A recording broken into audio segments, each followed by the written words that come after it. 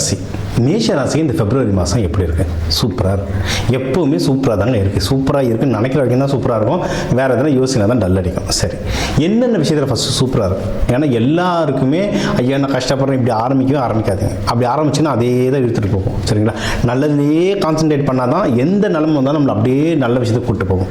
So முதல்ல என்னென்ன நல்ல விஷயம் இருக்குது அப்படின்னு தான் நம்ம பார்க்கலாம். ஃபஸ்ட்டு முயற்சி ஸ்தானம். நம்ம தொடர்ந்து பார்க்குற எல்லாருக்குமே தெரியும் முயற்சி ஸ்தானம் சூப்பராக இருக்குது.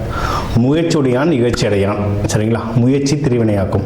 முயற்சி இருந்தாலே போதும் முன்னேறத்துக்கு நிறைய வழிகள் இருக்குது. ஸோ முயற்சி ஸ்தானம் சூப்பராக இருக்குது, ரொம்ப சூப்பராக இருக்குது. ஏன்னா உங்கள் முயற்சி ஸ்தானத்தில் குரு இருக்கார். எதுல முயற்சி? படிக்கிற பசங்க படிப்பு முயற்சி, வேலையில் ப்ரமோஷன் முயற்சி, கல்யாணம் பண்ணணுன்றவங்க அதுக்கு அந்த கல்யாண ப்ராசஸுக்கான முயற்சி, மகப்பேருக்கான முயற்சி, அப்படி இல்லைன்னா நீங்கள் வந்து பிஸ்னஸ் பண்ணுறீங்க, அந்த லோன் வாங்க போகிறேன், இல்லை பிஸ்னஸ் எக்ஸ்பேண்ட் பண்ண போகிறேன், இந்த முயற்சிகள், இல்லை கவர்மெண்ட் எக்ஸாம் எழுத போகிறேன், பேங்க் எக்ஸாம் எழுத போகிறேன், இந்த முயற்சிகள், எந்த முயற்சிகள் பண்ணாலும் வெற்றி அடைய அதிகமான வாய்ப்புகள் இருக்குது. அப்போ நான் தொட்டதெல்லாம் தொடங்குமானா அதுக்கான வாய்ப்புகள் இருக்குது. அது கூடவே இந்தந்த தெய்வ முறைகள், அது கூடவே என்னென்ன உழைப்புகள் நம்ம ரெகுலராக பார்க்கணும் தெரியும். நம்ம வந்து இந்த சீடு தெரப்பிலாம் கொடுப்போம். என்ன தானியங்கள் கையில் வச்சுக்கணும், எந்த மாதிரி கலர் ட்ரெஸ்லாம் போடணும், இந்த ட்ரைனிங், இந்த டீட்டெயில்ஸ்லாம் நம்ம சொல்லிட்டு வருவோம். ஒன்றும் அதெல்லாம் ஃபாலோ பண்ண உருவேறிக்கிட்டே இருக்கும். நீங்கள் தான் எந்திரம் ஏற்றிக்கிட்டே போகணும். சரிங்களா? ஸோ நல்ல பாயிண்ட்டு, முயற்சி ஸ்தானம் நல்லாயிருக்கு. இப்போ முயற்சி ஸ்தானம் தொடர்ந்து என்னென்னு பார்ப்போம். முக்கியமாக இன்வெஸ்ட்மெண்ட் நல்லாயிருக்கு. நீங்கள் எதனா வண்டி, ஏன்னா மேஷராசிக்கெலாம் வண்டி ஓட்ட பிடிக்கும். இந்த ஊரில் இருக்க பாதி ஃபாஸ்ட்டான பைக்கு, ஃபாஸ்ட்டான கார்லாம் யாருன்னு பார்த்தா மேஷம் தான் வாங்குவாங்க. இல்லை ஸோ உங்களுக்கு இந்த கார் வாங்கணும், இல்லை வண்டி வாங்கணும், ஐயா எனக்கு கார் வாங்க வசதி இல்லைன்னா எக்ஸாம்பிளுக்கு சொல்கிறேன், உங்களால் எந்த வண்டி வாங்க முடியுமோ அந்த வண்டி வாங்குறதுக்கான கொடுப்பினைகள் அதிகமாக இருக்குது. வீடு வாங்கணும், நிலம் வாங்கணும் அப்படின்னா அதுக்கான கொடுப்பினை இருக்குது. இப்போ சில பேர் சொல்லுவாங்க ஐயா காசில் நான் எப்படி வீடு வாங்குறது? கோடியில் லட்சங்கள்லேயே யோசிச்சுட்டு இருக்காதிங்க. நம்ம ஊர் பக்கத்துலேயே பிளாட்லாம் இருக்குது. ஏதோ ஒன்று சின்னதாக ஸ்டார்ட் பண்ணுங்கள். நீங்கள் ஒரு விஷயம் சின்னதாக ஸ்டார்ட் பண்ணும்போது அது வந்து அடுத்த பெரிய விஷயத்தை எடுத்துகிட்டு வரும். அப்படி பண்ண முடியலை அப்படின்னா நம்ம சில பரிகார முறைகள்லாம் சொல்லுங்கள். வீடு வாங்குறதுக்கு, வீடு கட்டுறதுக்குலாம் சில பரிகார முறைகள் சொல்லுவோம். அதெல்லாம் ஃபாலோ பண்ணுங்கள், சூப்பராக ஒர்க் ஆகும். ஸோ இதுக்கான கொடுப்பினைகள் இருக்குது. வண்டி வாங்குறதுக்கு முன்னாடி ஒரு தடவை ஃபோன் பண்ணிட்டு எந்த மாதிரி வண்டி வாங்கலாம், எந்த கலர், எந்த நம்பரில் வாங்கலான்றதை கேட்டுட்டு வாங்கினீங்கன்னா இன்னும் வின் ஆகிறதுக்கு நிறைய வாய்ப்புகள் இருக்குது. சரி, அடுத்து வந்து நீங்கள் வந்து வேலையில் எதாவது ப்ரமோஷன் ட்ரை பண்ணலாம். சில சிக்கல்கள் இருக்கும், தெய்வ வழிபாடு சொல்கிறேன். ஆனால் மற்றபடி ஜென்ரலாக வேலை பார்க்குற இடம் ஓகேவாக தான் இருக்குது. பெஸ்ட்டு என்னென்னா திருமணத்துக்கு டைம் ரொம்ப சூப்பராக இருக்கும். சரிங்களா? திருமணம் தாராளமாக ட்ரை பண்ணலாம். இது வந்து சில பேர் சொல்லுவாங்க ஐயா எனக்கு தள்ளி போயிட்டே இருக்குது, அது இப்போ வந்து நம்மளுக்கு 7 சனி வேறு ஸ்டார்ட் ஆகிருக்கு. இந்த டைமில் ஆக்சுவலாக தடங்கள் லைட்டாக வந்துகிட்டே இருக்கும். அப்போ தடங்கள் தான் வருமா? அப்போ அடுத்து 7 வருஷம் நான் சும்மா உட்காந்துருக்க முடியும் கல்யாணம் பண்ணாமல்? அப்படி இல்லை, எல்லாரும் கல்யாணம் பண்ணணும். ஆக்சுவலாக 7 வருஷத்தில் தான் நிறைய பேர் கல்யாணமே நடக்கும். என்னென்னா நாள் ஹோரையெல்லாம் பார்த்து பண்ணிங்கன்னா சூப்பராக வின் பண்ணலாம். எப்படி? ஜென்ரலாக புதன், வியாழன், வெள்ளிக்கிழமை, புதன் ஹோரை, குரு ஹோரை, சுக்கிர ஹோரை, இதிலெல்லாம் போயிட்டு மாப்பிள்ளை வீடோ பொண்ணு வீடோ பார்த்துட்டு வர்றது, பூ வைக்கிறது, நிச்சயதார்த்தம் பண்ணுறது, கல்யாணம் பண்ணுறது, இந்த மாதிரி நாள் ஹோரைகள் பார்த்து பண்ணிங்கன்னா சூப்பராக வின் பண்ணலாம். இதை தாண்டி உங்கள் ஜாதகத்துக்கு இந்தந்த நாள் நல்லாயிருக்கும், இந்தந்த நேரம் நல்லாயிருக்கும்லாம் சில விஷயங்கள் இருக்குது.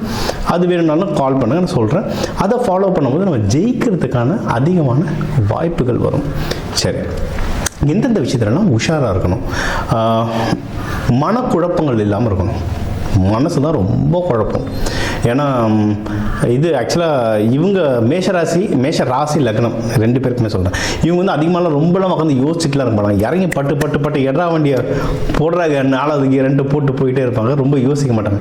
யோசிக்க வச்சாலே இவங்க ஸ்ட்ரெஸ் ஆகிடுவாங்க. ஆனால் இப்போ அவங்களுக்கு வந்து ஏகப்பட்ட மனக்குழப்பங்கள் இருக்கும். கேது பகவான் பாதிப்பால், சனி பகவான் பாதிப்பால். ஸோ முடிஞ்ச அளவுக்கு அமைதியாக இருந்தீங்கன்னாவே மனசு உங்களுக்கு ஒரு நிலைக்கு ஒடுங்கினாலே உங்களுக்கு முக்கால்வாசி பிரச்சனை தீர்ந்துடும்.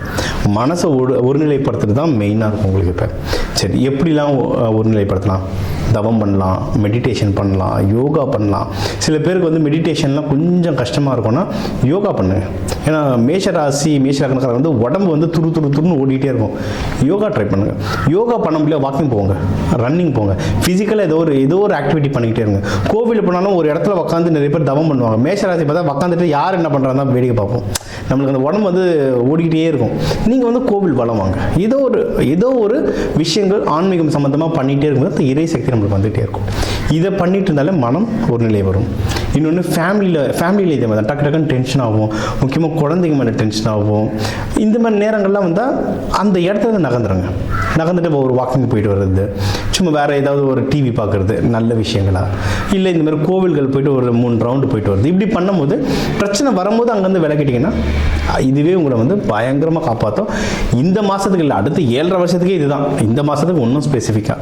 சரி, இதை தாண்டி வேறு நல்ல விஷயங்கள் சார் அப்படின்னா பிஸ்னஸ் பண்ணுறவங்களுக்கு நல்ல வாய்ப்பு இருக்குங்க. பிஸ்னஸ் பண்ணுறவங்களுக்கு ரொம்ப நல்ல வாய்ப்பு இருக்குது.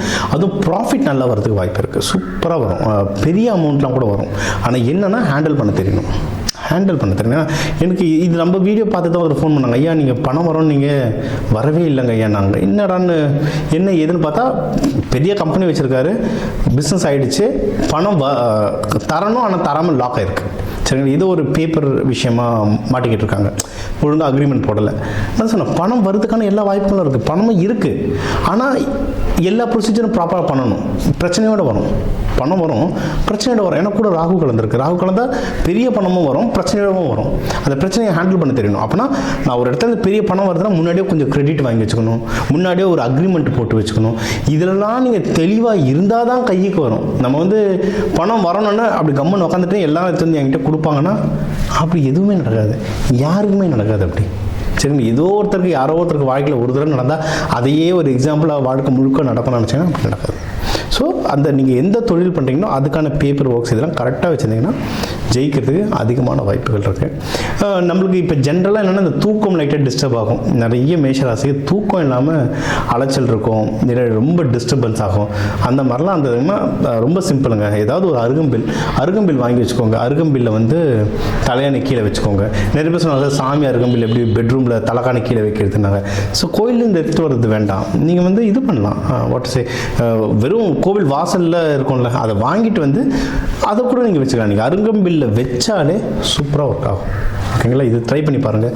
இல்லை ஆஃபீஸ்லாம் மந்தமாக இருக்குன்னா பேக்கில் அருகம்பில் வச்சுக்கோங்க. அருகம்பில் பவுடர் போட்டு குளிங்க. இதெல்லாம் நம்ம ரெகுலராக நம்ம கிளைண்ட்ஸ் எல்லாருக்குமே தெரியும். நம்ம தன ஆகர்ஷணம்னு ஒரு வகுப்பு நடத்துவோம். அதை வந்து இந்த சனி பகவான் தாக்கம் குறையிறதுக்கெல்லாம் நிறைய சொல்லித்தரும். ஜென்ரலாக அதுவும் இப்போ மெயினாக மேஷராசிக்கு சனி பகவான் தாக்கம் குறைக்கிறதுக்கு, தூக்கம் நல்லா வர்றதுக்கு, ஃபேமிலியில் சந்தோஷம் நல்லா நிம்மதியாக இருக்கிறதுக்கு, இந்த விஷயங்கள், உடல் ஆரோக்கியம். ஏன்னா இப்போ அதிகமாக அடி வாங்குறது உடம்பு நல்லா சார் நல்லா நான் எனக்கு நல்லா எக்ஸசைஸ் பண்ணுவாங்க, நல்லா எக்ஸசைஸ் பண்ணுறேன் சார், எனக்கு இதில் வந்து நாங்கள் ஒரு டிஃபென்ஸ் இதில் வந்திருந்தாங்க, அவ்வளோ நல்ல எக்ஸசைஸ் பண்ணுறவங்க சார் என்ன சிந்தனை உடம்பு அடி வாங்கினே இருக்குது சார்ன்றாங்க. நீங்கள் என்ன வேணா இருங்க, அந்த கிரகம் வரும்போது வேலை செய்ய ஆரம்பிச்சிடும். அதுக்கு அப்போது ஃபுட்டு தான் உங்களுக்கு ஒரு சில விஷயங்கள் உடம்புல ஒத்துக்காது. ஆயில் ஐட்டம், காரம் ஒத்துக்காதுன்னா அதுக்கு ஆப்போசிட் இது சாப்பிடுங்க. அதிகமாக தயிர் எடுத்துக்கோங்க, அதிகமாக பால் பொருட்கள். அதுவே ரொம்ப க்ரீமியாக இல்லாமல், பால்லே நிறைய வகை இருக்குது, ரொம்ப க்ரீமியாக இல்லாமல் நார்மல் மில்க் எடுத்துக்கோங்க. இது எடுத்துக்கும் போது உங்கள் உடம்பை நீங்கள் உடம்பையும் மனசையும் கூலாக வச்சுட்டு இருந்தாலே சூப்பராக இருக்கும். உங்களுக்கு மேஷராசிக்கு ரொம்ப நல்லாயிருக்கும். சரி, இதெல்லாம் தான் ப்ராக்டிக்கல் அஸ்ட்ராலஜி. எல்லாரும் நீங்கள் எல்லாம் சாமியே சொல்லுங்கள், கோவிலே சொல்லுங்கன்னா சாமி கோவிலில் போய் என்ன பண்ண போகிறோம்? சாமி கும்பிட்றோம். இந்த விஷயங்களில் தனியாக பண்ண மாட்டோம் தான் கோவிலில் வர வைக்கிறாங்க. வாக்கிங் போனால் எழுந்துக்க மாட்டோம், விரதம் போய் முருகன் காவடி எடுன்னு எடுப்போம். கொஞ்ச நேரம் 1 hour நடக்க மாட்டோம். பழனி மலை மேலே ஏறு, திருத்தணி மலை மேலே ஏறுனா ஏறுவோம். அதுக்காக தான் இந்த வழிமுறைகள்லாம் வச்சுருக்காங்க. சரி, தெய்வ வழிபாடு என்னென்ன பண்ணலாம்? நீங்கள் வந்து முருகர் வழிபாடு பண்ணலாம், துர்க்கை அம்மன் வழிபாடு பண்ணலாம், யோக நரசிம்மர், சக்கரத்தாழ்வார், கருடாழ்வார், இவங்களெல்லாம் நீங்கள் வந்து பூஜை பண்ண ஒன்று ரொம்ப நல்லாயிருக்கும். எப்படிலாம் பூஜை பண்ணலாம்?